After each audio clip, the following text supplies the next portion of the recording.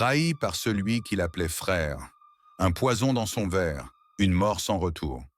Deux amis inséparables, Kevin et Yao. Ils avaient grandi ensemble, joué sur les mêmes terrains rouges, partagé la même chambre durant leurs années d'internat. Kevin, un homme calme et travailleur, avait monté un petit commerce de matériaux de construction. Grâce à ses efforts, il commença à prospérer. Il s'acheta une moto neuve, rénova la maison familiale et parlait même de se marier avec une institutrice du village voisin. Yao, lui, enchaînait les petits boulots. Il vivait difficilement. Mais Kevin ne l'abandonna jamais. Il lui offrait de l'argent, des habits et même parfois la nourriture. Tout le monde les appelait les jumeaux qui ne sont pas nés du même ventre. Mais dans le cœur de Yao, un monstre silencieux s'était installé, la jalousie. N'hésitez pas à nous dire en commentaire si vous faites confiance à votre meilleur ami. Un soir, Yao se rendit chez un guérisseur occulte de la région. Il voulait un poison invisible, pas une poudre grossière, mais quelque chose de propre, sans trace. Le vieux féticheur lui donna un sachet contenant un mélange d'écorce, de poudre de cadavres secs et de bile de crapaud. À verser discrètement dans une boisson sucrée. Il tombera malade le lendemain, dit le féticheur, mais on croira à un mal naturel. Si tu veux qu'il meure sans bruit, ne dis son nom à personne pendant 3 jours. Yao hocha la tête. Le poison était prêt.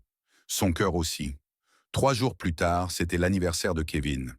Yao arriva chez lui avec un grand sourire, une bouteille de liqueur et un sac d'oranges. « Frère, on fête ta réussite ce soir.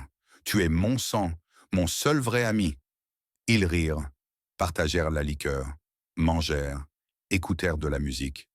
Vers 23 heures, Yao versa la petite poudre brune dans le verre de Kevin pendant qu'il était aux toilettes.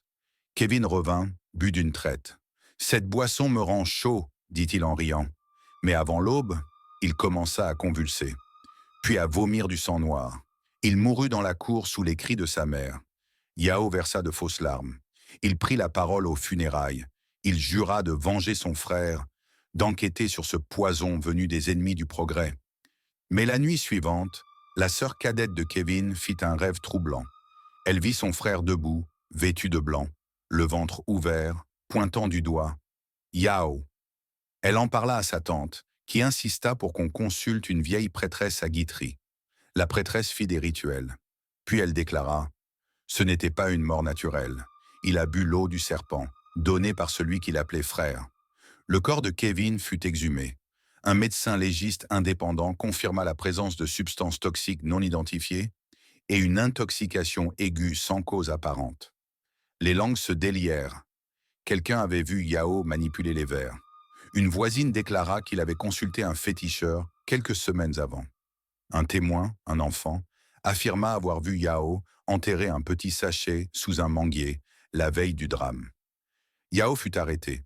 En garde à vue, il nia tout, jusqu'à ce qu'on l'enferme dans une cellule où, dit-on, Kevin est venu lui parler. Il cria, pleura et finit par avouer le meurtre. Yao fut condamné à 20 ans de prison.